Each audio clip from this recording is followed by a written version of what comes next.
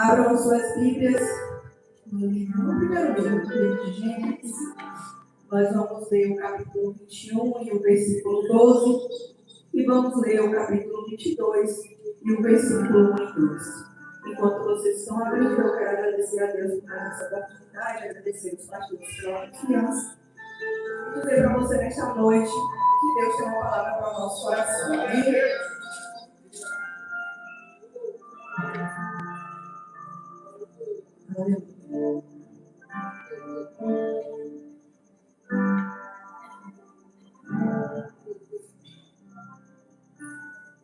Gênesis, capítulo 21, versículo 12, e capítulo 22, versículo 1 e 2. Quem encontrou diz amém? Amém. Vamos ler. Diz assim a palavra do Senhor. Mas Deus lhe disse: não se perturbe por causa do menino e da escrava. Atenda o que Sara lhe pedir, porque será por meio de Isaac que a sua descendência há de ser considerada. Em outras versões, vai dizer: será chamada, ou de quem depende, por meio dela terá descendentes. E agora você vai repetir assim comigo: promessa. Mais alto. E agora a gente vai ler Gênesis 22, 1 e 2, que diz assim: passado algum tempo, Deus pôs a Abraão à prova, dizendo-lhe: Abraão, ele respondeu: eis-me aqui. Então disse Deus: tome seu filho, seu único filho, Isaque, a quem você ama, e vá para a região de Moriá. Sacrifique-o ali como holocausto num dos montes que lhe indicarei. Agora você vai dizer assim: provação. Mais alto. E agora você vai olhar para um irmão do seu lado. E você vai dizer assim para ele: viva pelas promessas e não pelas explicações. Você vai repetir mais uma vez: viva pelas promessas e não pelas explicações. E você dá glória a Deus.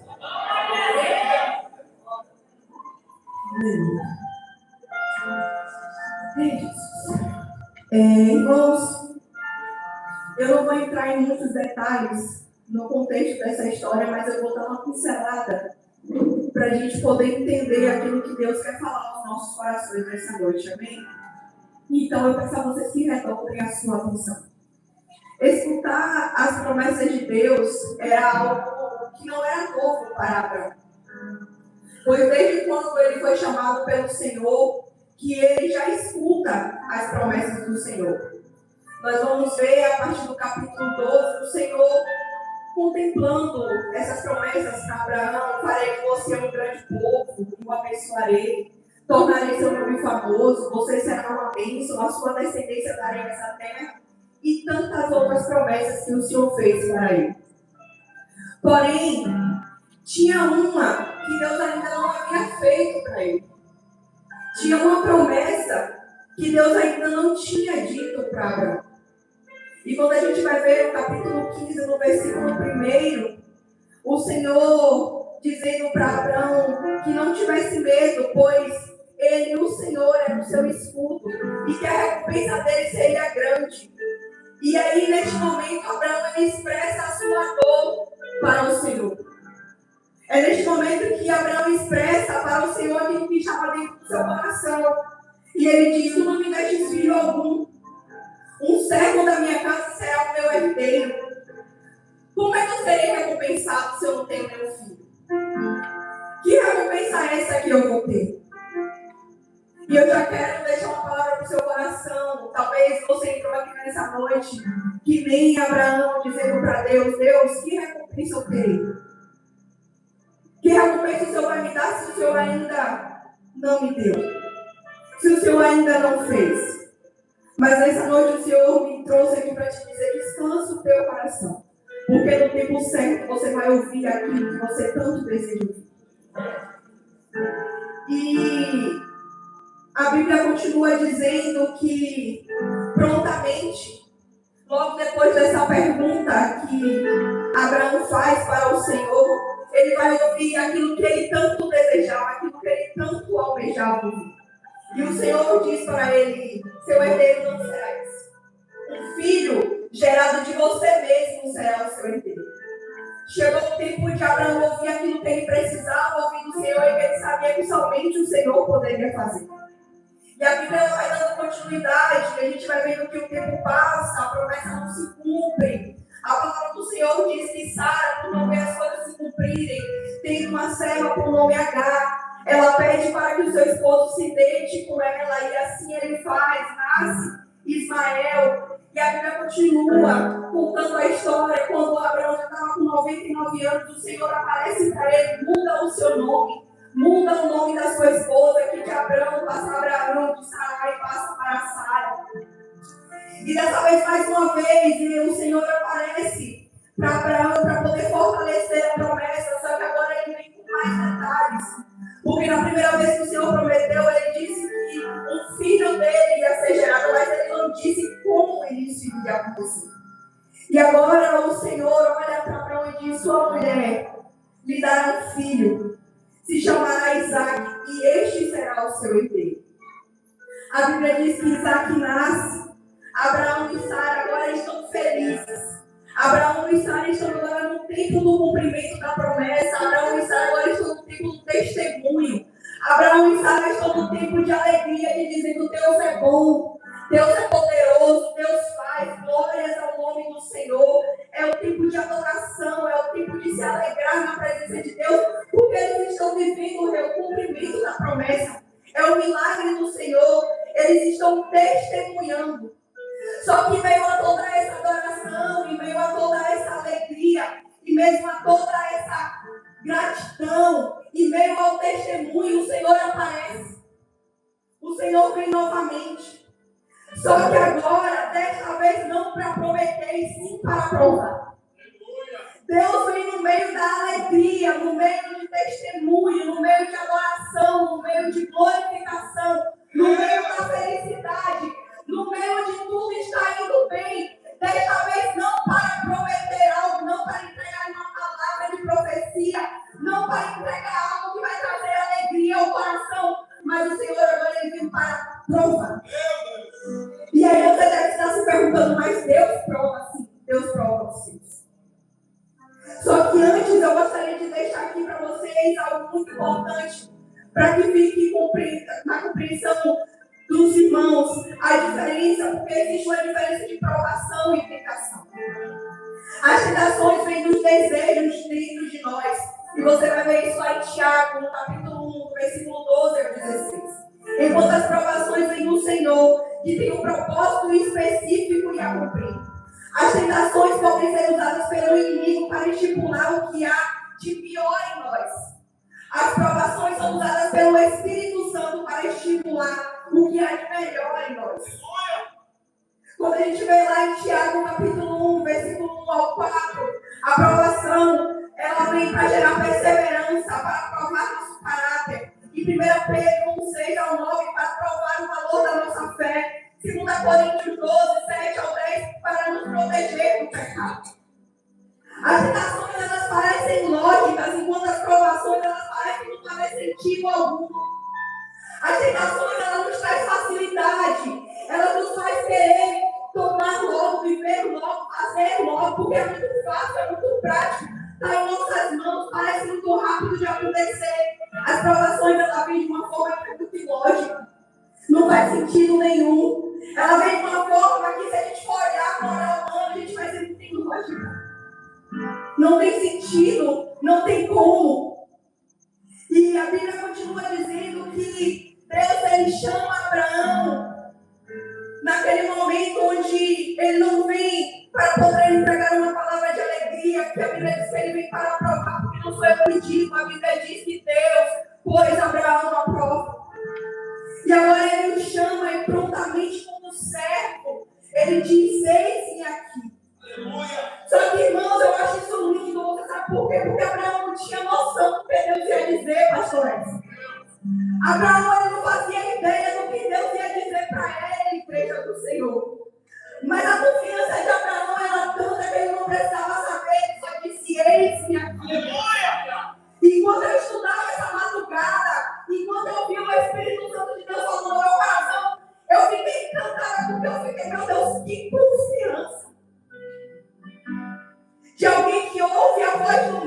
mestre, dizendo somente Abraão, e ele diz: eis-me aqui. Sem saber para onde vai, o que vai ouvir, o que Deus quer, ele eis-me aqui.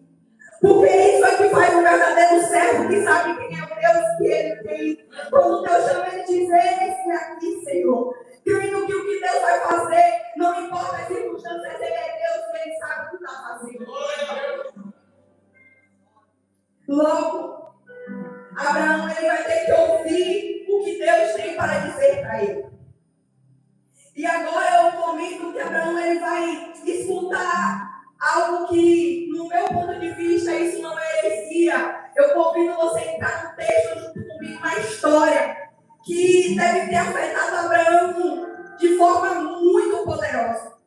Ele ouve o Senhor dizendo o que ele quer e ele diz: tome seu filho, seu único filho, Isaque, a quem você tanto ama. Vá na direção do Monte Moriá e sacrifique ele como um holocausto, como uma oferta queimada, totalmente queimada. Irmãos, e eu fiquei me perguntando, será que nós estamos prontos para ouvir uma voz dessa? Será que nós estamos preparados para ouvir uma voz assim, irmãos? Será que se Deus hoje chegasse para mim, para você e dissesse: me dê tudo o que você tem, o que você mais ama. Olha, hoje eu vou fechar a porta para você. Olha, hoje a enfermidade vai chegar. Olha, na vida esse milagre que você quer e não vai acontecer. Olha, na vida essa oração que você tanto clama a mim, eu não vou responder. Será que a gente estaria preparado para ouvir essa voz? E dizer o que Abraão disse: eis-me aqui, Senhor. De repente a vida de Abraão vira de cabeça para baixo. De repente a vida de Abraão, ela fica uma bagunça, tudo fica sem sentido, não tem lógica. O que está acontecendo com Abraão não tem lógica. Só que mesmo sem fazer sentido, mesmo sem ter lógica, mesmo com tudo desmoronando, mesmo com tudo parecendo que não tinha como, não tinha sentido, não tinha jeito, mesmo tudo dando errado, a Bíblia diz que na manhã seguinte, Abraão prepara o seu jumento, chama 2 servos, pega o teu filho Isaque, prepara para o holocausto e segue destino à direção que Deus manda. E aí você deve estar se perguntando por quê, irmãos. E aí eu vou te dizer o que o Espírito Santo de Deus falou no meu coração. Mas antes de te dizer, deixa eu completar só algo aqui para você. Olhando essa história, nós vamos ver que Abraão ele tinha tudo para questionar, irmãos. Sim ou não? Abraão ele tinha tudo para querer explicações da parte de Deus. Abraão ele tinha autoridade para chegar para o Senhor e dizer: eu não estou entendendo, isso não tem lógica, isso não faz sentido. Eu preciso que o Senhor esteja aqui do meu lado e me explique porque o Senhor está pedindo. Não tem como. Não tem lógica. Tem alguma coisa aí, Deus, que não está certo. Só que Abraão não vivia por explicações. Abraão vivia pela promessa. E quem vive pela promessa não busca explicações, irmãos. E qual era a promessa, Jéssica? A gente leu que seria por meio de Isaque. Seria por meio dele que a descendência de Abraão seria considerada. Dependia de Isaque para a descendência de Abraão ser gerada. Não tem lógica. Você concorda comigo, pastores? Porque se depende de Isaque, como é que Deus está pedindo Isaque para matar? Não tem lógica, isso é loucura. Só que para o mundo é loucura, para mim, para você é poder de Deus. E Abraão está dizendo: eu não quero saber se tem lógica, se não tem lógica, se faz sentido, se não faz sentido. Eu tenho a promessa. Eu tenho a promessa. Porque Abraão sabia que Deus jamais o enganaria. E aí o Senhor me trouxe nessa noite para te perguntar: por que você está buscando explicações se você tem a promessa? Porque você está permitindo que a dúvida, que as incertezas, você quer questionar Deus para quê? Se a promessa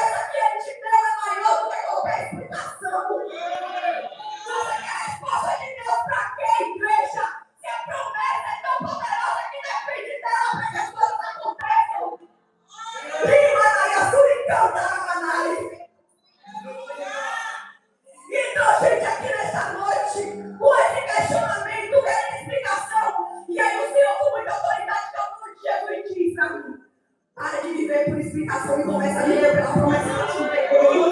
Para de querer explicação e começa a se apegar à promessa que eu te entreguei.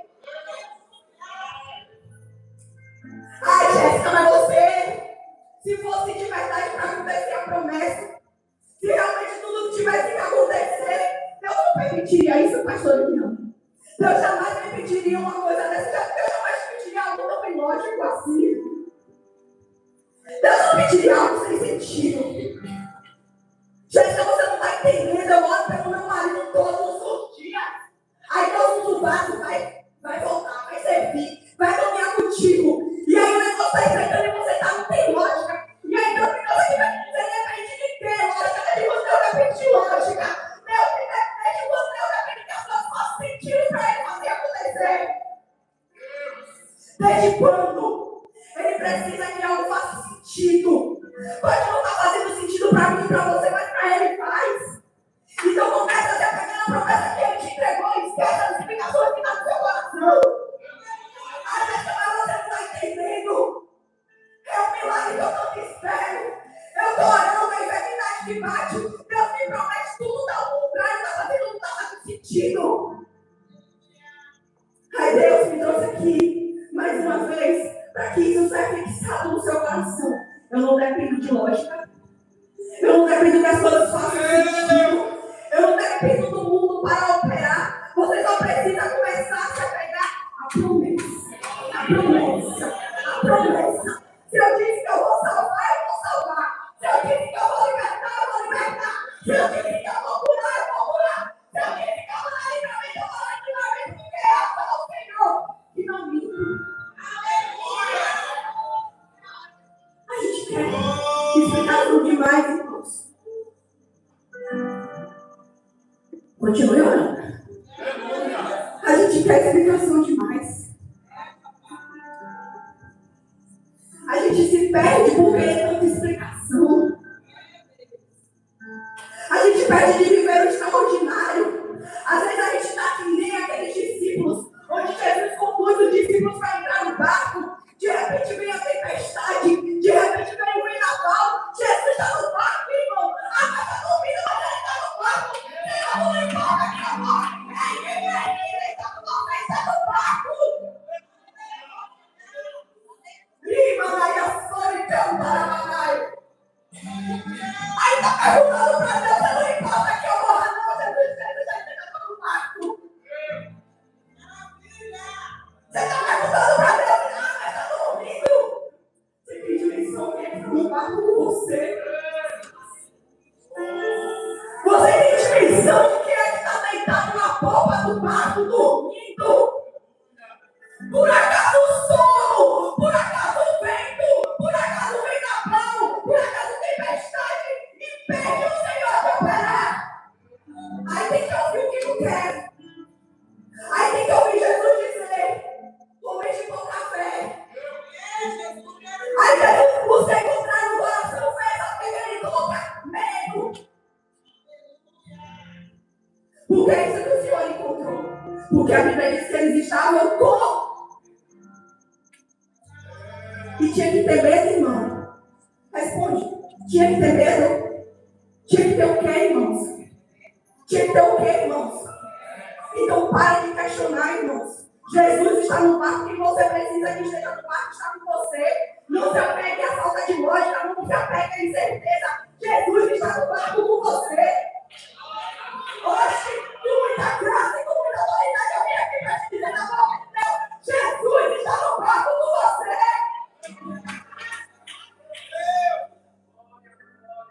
A gente precisa, irmão, de parar de querer que as coisas façam sentido para que as promessas aconteçam. E agora no versículo 5, a Bíblia diz que Abraão ele vai em direção, porque Deus dá sua rota para Abraão. Vai na direção do Monte Moriá. E eu vou te mostrar o lugar que você deve ir. O destino que Deus conduziu Abraão, irmão, foi o destino do sacrifício. O destino que Deus conduziu a Abraão foi o destino da dor. A rota que Deus traçou para Abraão foi uma rota de lágrimas. A rota que Deus traçou para Abraão foi uma rota de sacrifício. E você sabe qual foi a resposta de Abraão? Foi adoração, irmãos. Porque quem vive pelas promessas e não pelas explicações, no momento da aprovação, a fé entrega para Deus a adoração, irmãos. Quem vive pelas promessas e não pelas explicações, no momento da aprovação, entrega para Deus a adoração. Você tem noção do que Deus está falando volta para você? E dizer, vai para lá que eu quero que você vá. E você sabe que o destino que você está indo é o lugar que você vai entregar o que você tanto ama. Para ele isso não é nada, irmãos. Porque ele responde com adoração. Pregava aqui para o nosso irmão Luciana. Ela pregou dizendo que isso não existe na Bíblia. Que Paulo ele queria ir para um lugar, traçar uma rota, tentar uma vez, o Espírito Santo não permite, tenta outra vez, o Senhor não permite. Agora, pela direção, pela visão que Deus dá, é conduzido para outra direção.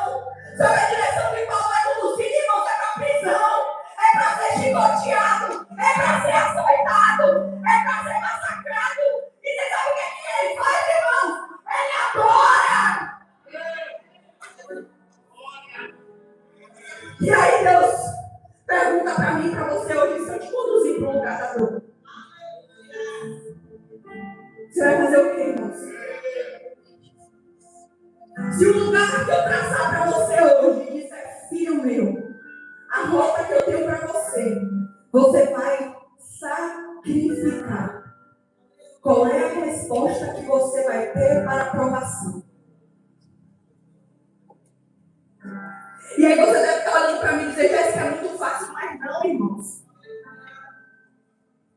Porque eu tenho autoridade em Deus para falar o que eu estou falando aqui. Porque hoje, quando eu estudava pela tarde, eu chorava. Porque às vezes eu não entendo o que é que Deus faz comigo. Só que você quer ser usado por Deus, irmãos. Então esteja preparado para passar pela prova com Ele. E no momento da dor você ser boca de Deus para Ele. Às vezes que é fácil para você, não é não, irmãos. Você está falando com uma mulher que é estéril, não foi eu que quis, foi o Senhor que fechou a minha madre. E você sabe o que eu entrego para Deus todo dia na minha vida, irmãos? A minha melhor adoração. Porque no dia da minha dor, da minha pior dor, irmãos, eu me apego à minha promessa. E hoje, no dia de muita dor, eu me lembrei da promessa de Deus para a minha vida. Eu ouvi a profecia que o Senhor lançou e Ele disse, te vejo como uma menina. Não sei como Deus vai fazer, mas eu sei quem é o Deus que fala comigo. A voz que eu estou ouvindo, eu disse, Deus, o Senhor disse que não é para eu desacreditar, eu vou desacreditar. Eu vou crer na tua promessa. Eu vou crer que você vai fazer. Parece que tudo está ilógico, tudo não está fazendo sentido. O tempo está passando e eu digo, eu te adoro, Senhor. E aí, qualquer coisinha você quer deixar de adorar a Deus. E aí, qualquer coisinha você quer deixar de glorificar. A minha e a sua adoração, irmãos, ela não tem que estar condicionada para o que Deus faz e sim para quem Ele é. Irmãos, creia.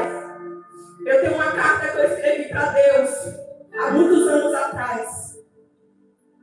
E sempre que eu estou fraca, porque eu não sou de fé, irmãos, e nem você é, eu sei disso.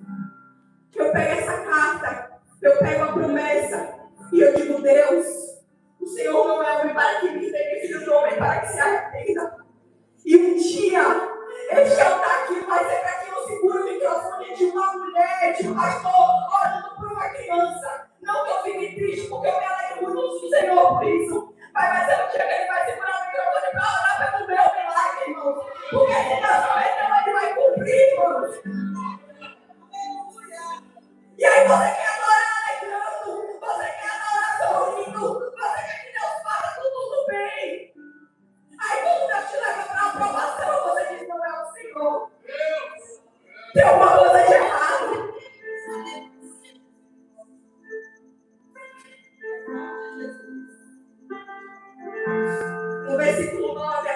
Senhor diz que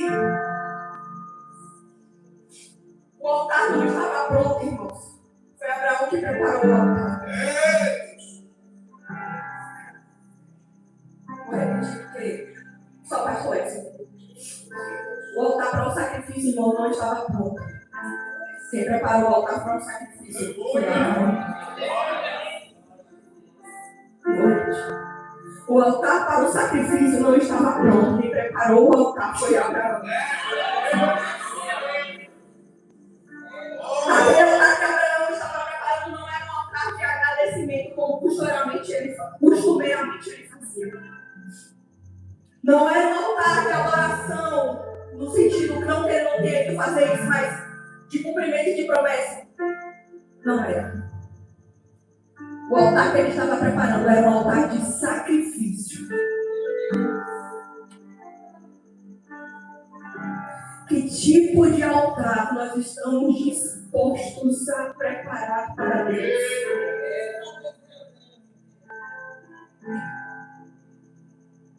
Que tipo de altar, irmãos? A igreja do Senhor está disposta a preparar para o Senhor. Porque este homem, irmãos, ele preparou um altar para sacrificar. E no lugar do sacrifício, ele adora. E aí você não quer sacrificar um pouquinho para Deus. Deus te pede um altar e você quer entregar meu tempo para Deus. Deus pede para você preparar e você quer fazer nada para Deus. E quando esse homem estava preparando o lugar que seu filho seria sacrificado. Só que, irmãos, o altar que é constituído em meio à dor, por obediência à voz de Deus, faz com que a gente viva da provisão dele. Ei, o altar que você tem construído para Deus, em meio à dor, por obediência à voz dele, vai fazer com que você viva da provisão do Senhor. O altar que você tem construído para Deus, em meio à obediência, por intermédio da obediência, mesmo em meio à dor, vai fazer com que você viva a provisão dele. E de repente, irmão, brada uma voz: Abraão, Abraão, não sacrifique o menino. Ai, irmão, sabe o que é que tinha? Tinha provisão, irmão. Tinha provisão. Porque o altar que é estabelecido em meio à dor, por intermédio de obediência, gera a provisão de Deus.